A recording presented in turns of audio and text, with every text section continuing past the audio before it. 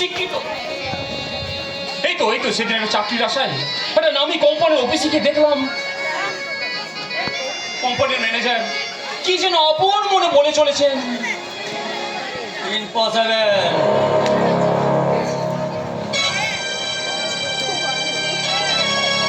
এই ম্যানেজারের সিটটাতে বসতে আমার একটু ভালো লাগছে না। তাই তো কৌশলে ভালোবাসার টোপরে মালিকের একমাত্র বোনকে স্বীকার করেছি।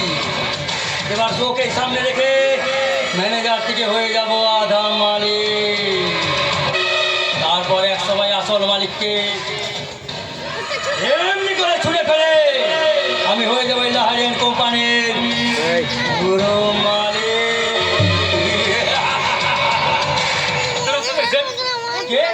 আমার নাম ইন্দ্রনাথ রায়। কি চাই এখানে? আমি যে কোনো একটা চাকরি চাইতে এসেছি। হোয়াট? তোমার এত সাহস? তুমি কি ডাইরেক্ট আমার অফিসে যাওয়ার চাকরি দাবি করো? দাবি না স্যার, সেই স্পর্ধা আমার নেই স্যার। আমি বড্ড অসহায় স্যার। 7 দিন ধরে চাকরি আসায় হন্যে কুকুরের মতো ঘুরে বেড়েছি, কিন্তু কেউ আমার উপর একটু দয়াও করেনি। সঙ্গে যা টাকা পয়সা ছিল সবই স্যার শেষ হয়ে গেছে।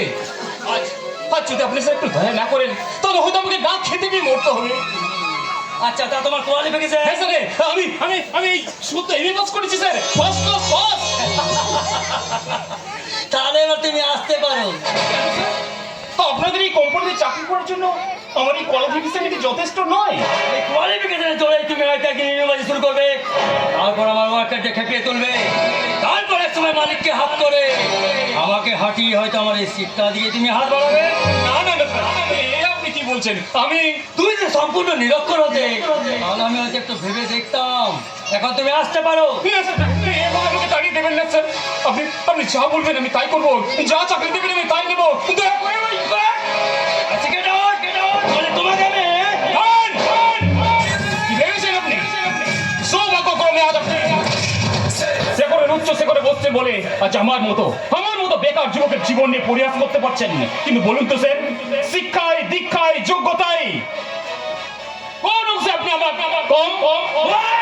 কোন বিষয় শিক্ষার বলে আপনি সৌভাগ্যের উচ্চ শিখরে বসে সুখের রাজভোগ করছেন, আর আমার মতো একজন গরিব ছেলে এক মুঠো খাবারের জন্য হন্যে কুকুরের মতো ঘুরে বেড়াচ্ছে? কেন স্যার, কেন? এর উত্তর কি আপনি দিতে পারেন স্যার? উত্তর কি আপনি দিতে পারেন?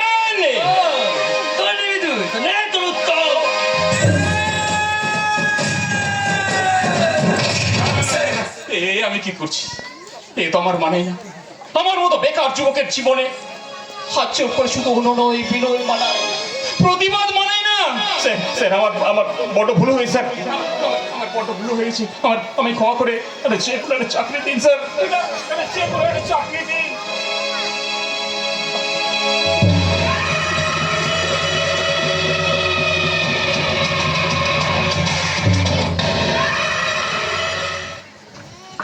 আজ আমি শিক্ষিত বলে সেদিন একটা চাকরি পেলাম না, যে শিক্ষার জন্য আজ আমি ঘর সংসার আত্মীয় স্বজনদের ছাড়তে বাধ্য হয়েছি, আর সেই শিক্ষাই আজ আমার জীবনের অভিশাপ হয়ে দাঁড়িয়েছে। না, আজ থেকে আর নিজেকে আমি শিক্ষিত বলে পরিচয় দেবো না। আজ থেকে আমার পরিচয় হবে আমি এক মূর্খ, আমি এক অশিক্ষিত, আমি এক নিরক্ষর। হাই রাম, মেঘ না চাইতেই নিরক্ষর পাত্র চাই বলে এত বিজ্ঞাপন দেওয়াও, এখনো পর্যন্ত নিরক্ষর পাত্রের পাত্র পাওয়া গেল নাই। আর এদিকে অরিজিনাল নিরক্ষর জীবনের নিরক্ষরতা বোঝা না বইতে পারে, একেবারে হাওদাস করতেছে। কে আপনি? আরে তোমাকে ভাগ্যদাতা। ভাগ্যদাতা তার মানে? আরে তুমি তো নিরক্ষরে, মানে লেখাপড়া কিছু জানো না, তাই তো? আমি নিরক্ষর, মানে লেখাপড়া কিচ্ছু জানি না, কিচ্ছু না। বিড়ালের ভাগ্যে একেবারে সেরা গেছে। কিছু বলছেন? না, মানে এই খবরের কাগজটা দেখো।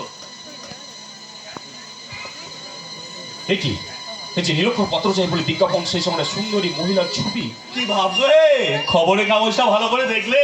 কি আর দেখবো বাবু, আমি কি আর ছাই এসব পড়তে পারি?